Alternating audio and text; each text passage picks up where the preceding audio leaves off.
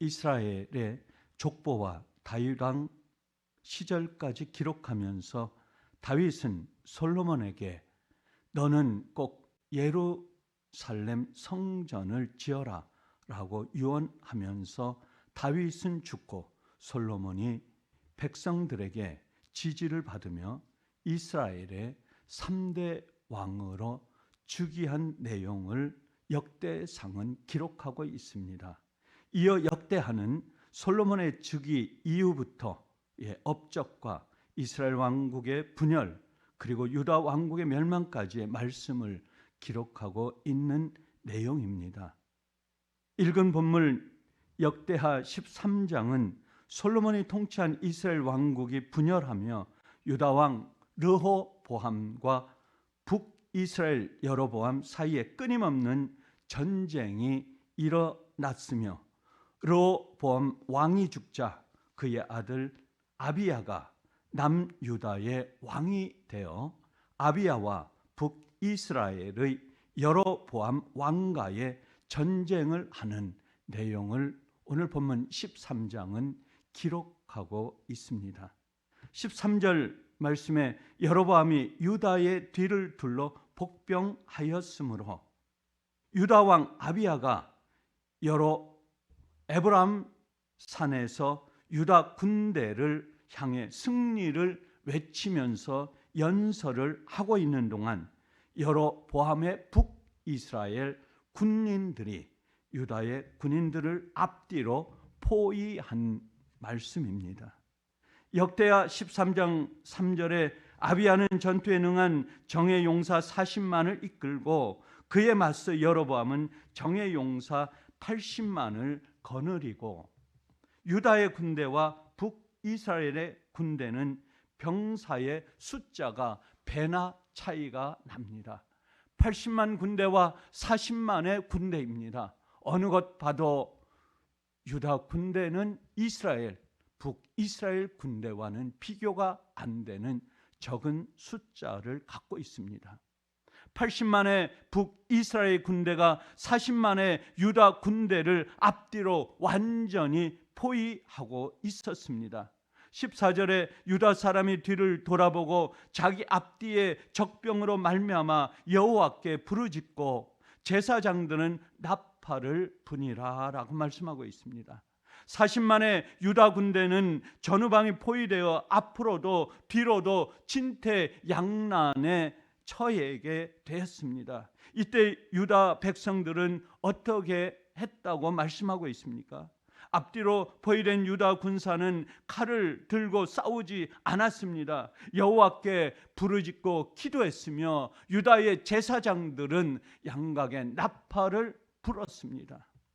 민수기 10장 9절에 너희 땅에서 너희가 자기를 압박하는 대적을 치러 나갈 때에는 나팔을 크게 불지니 대적에서 구원하시리라.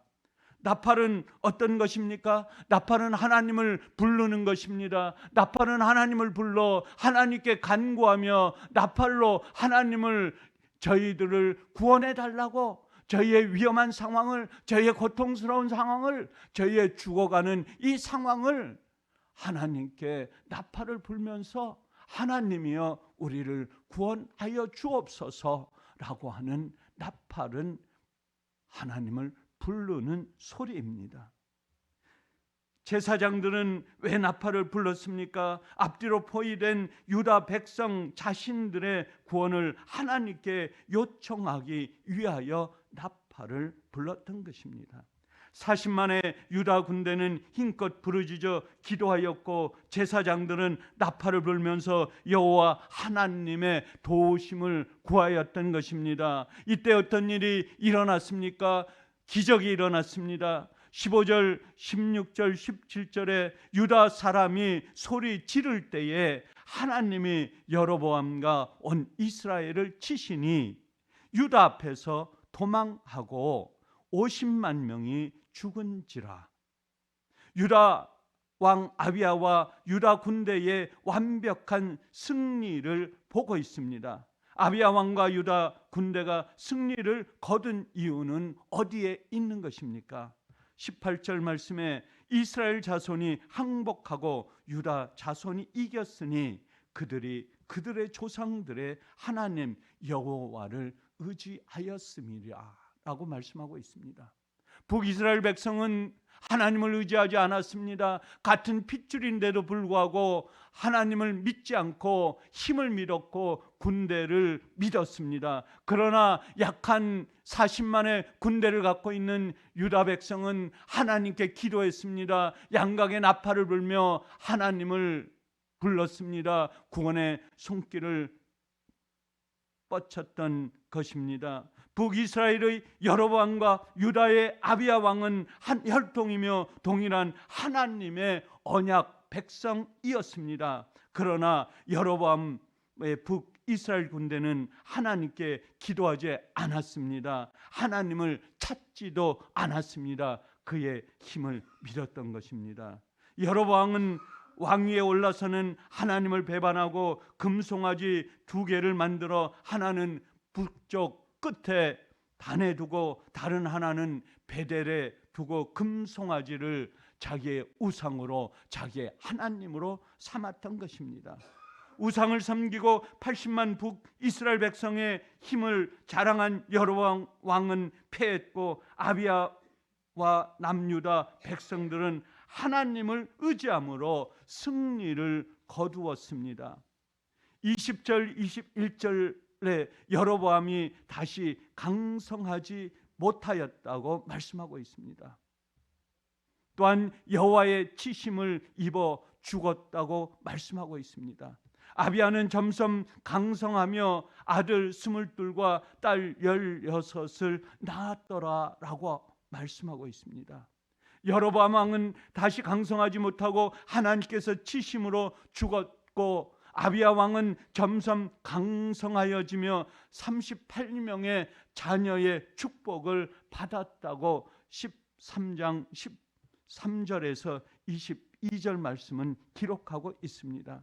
전쟁에서 승리한 아비야는 굉장히 믿음이 좋은 사람이었던 것을 볼 수가 있습니다. 그런데 열왕기 상에서는 아비야에 대하여 전혀 다른 말씀으로 기록하고 있습니다.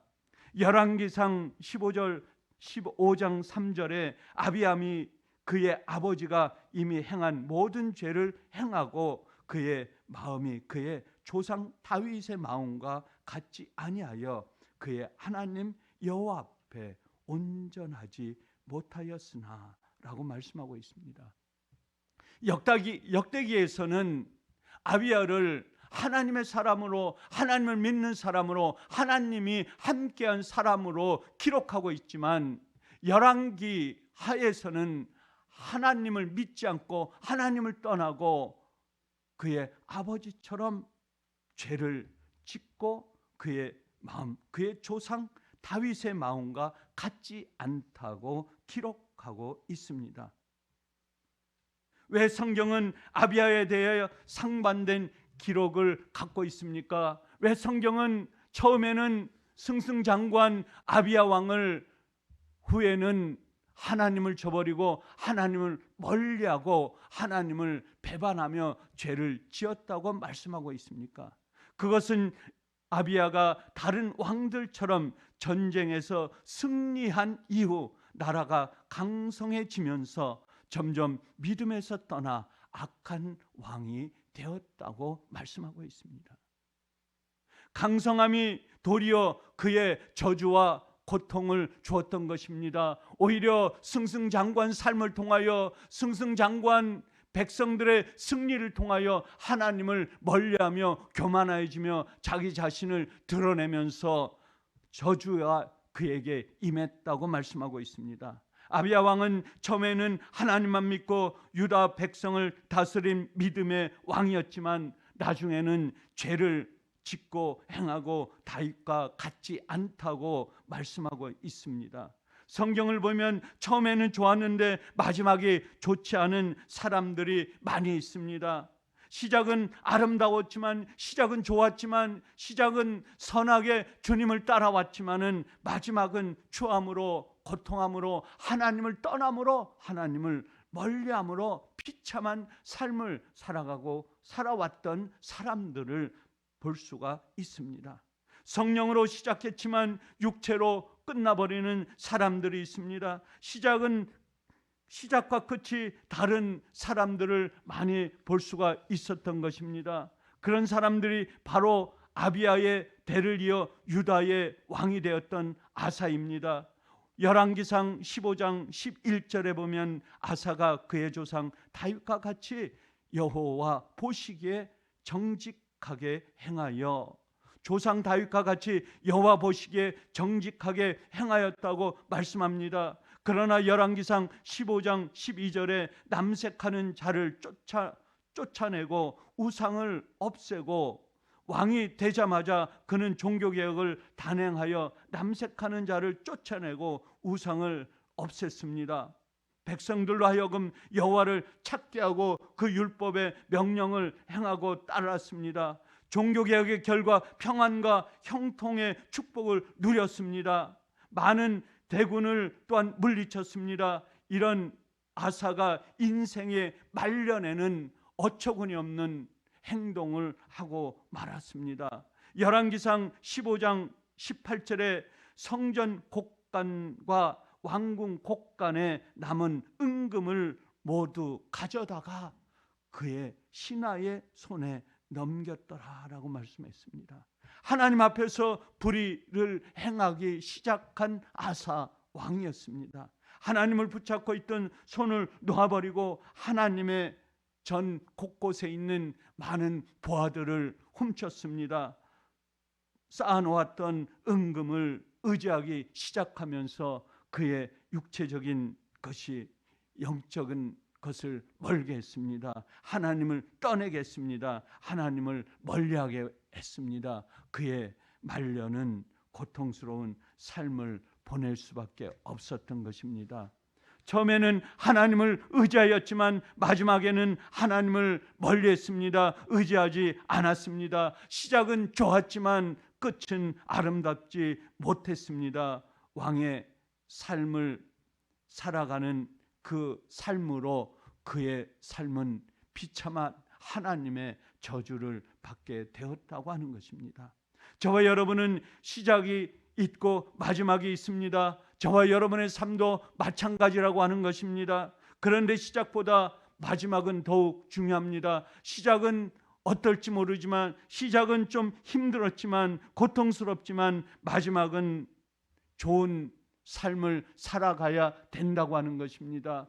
그것이 바로 다니엘과 요셉입니다. 요셉의 삶은 힘들었습니다. 다니엘의 삶도 고통스러웠습니다. 소년 때의 삶도 힘들었습니다. 풀무불에 죽음에 처해 있는 직전까지 갔습니다. 그러나 그를 건져내신 하나님께서 요셉과 다니엘을 들어 쓰셨습니다. 마지막은 그들을 총리 대신까지 통치하는 지위를 얻게 하셨던 것입니다. 솔로몬과 사울왕은 그러나 나쁜 사람으로 끝을 맺었습니다. 처음에는 좋았습니다. 솔로몬의 왕은 힘을 얻었습니다. 귀한 삶을 살았습니다. 사울 왕도 처음에는 힘과 권력을 누렸습니다. 그러나 그들의 삶은 비참한 말년을 맞이하고 말았던 것입니다. 유다 왕 아비야와 그의 아들 아사도 마찬가지입니다. 처음에 좋았지만 끝은 옳지 못했습니다. 처음은 하나님을 의지했습니다. 그러나 나중에는 그의 힘과 그의 육체적인 강성함 때문에 하나님을 멀리하고 하나님을 떠났습니다. 예수사랑교회 성도님들의 시작은 어떠했습니까? 저와 여러분의 삶의 시작은 어떠했고 지금은 어떠합니까? 과거와 지금까지 어떻게 살아왔습니까? 과거에는 어떤 삶을 살았고 지금은 어떻게 삶을 살아오고 있는 것입니까? 오늘과 내일을 어떻게 살아야 하는지 그것은 너무도 중요한 것입니다. 왜냐하면 우리의 삶 속에는 미래가 있습니다. 하나님께서 우리를 처음에는 힘들게 하셨지만 고난 속에 있었지만 우리를 연단하였지만 오늘은 아닙니다. 내일은 또한 아닙니다. 주님께서, 부활하신 주님께서 십자가의 고통 속에서 부활하신 그 주님이 담대하게 인류의 구원을 위해 오신 것처럼 우리로 처음에는 삶의 고통 속에서 어렵게 삶을 살아가지만은 후에는 주님이 우리를 택하시고 우리를 인도하시고 우리를 어둠 속에서 빛으로, 죽음에서 생명으로 인도하신 것처럼 우리의 삶은 내일이 밝습니다. 미래가 힘이 납니다. 지금은 힘들지만 견딜 수 있습니다. 과거에는 힘들었지만 참아왔습니다. 그러나 오늘은 우리의 하나님께서 함께 하시고 내일은 주님께서 우리를 인도하시고 결국에는 우리의 미래를 주님만 바라보면, 주님만 섬기면, 주님과 동행한다면 우리는 주님께서 우리를 구원의 손길로 승리의 삶으로 인도하실 줄 믿는 것입니다. 사랑하는 예수사랑교회 성도 여러분, 우리는 사순절 기간을 보내면서 고난의 순간을 보내면서 지금은 고통하지만 이후의 삶은 부활하신 주님과 함께 승리의 삶으로 부활하는 저희들의 삶이 되시기를 주의 이름으로 간절히 축원합니다. 감사하신 아버지 하나님, 오늘도 새벽을 열어주시고 힘든 몸을 이끌고 왔지만은 주님, 저희의 몸과 마음속에 고통 속에 있는 저희들을 주님 생명의 빛으로 주님의 사랑으로 인도하여 주시옵시고 주님 사순절 기간에 고난과 고통의 순간순간들을 견디면서 십자가에 부활하신 주님을 바라보며 영원한 주님과 부활의 주님과 함께 동행하는 저희들의 삶이 되게 하여 주시옵소서. 감사하오며 우리 주 예수 그리스도의 이름으로 간절히 기도드리옵나이다. 아멘.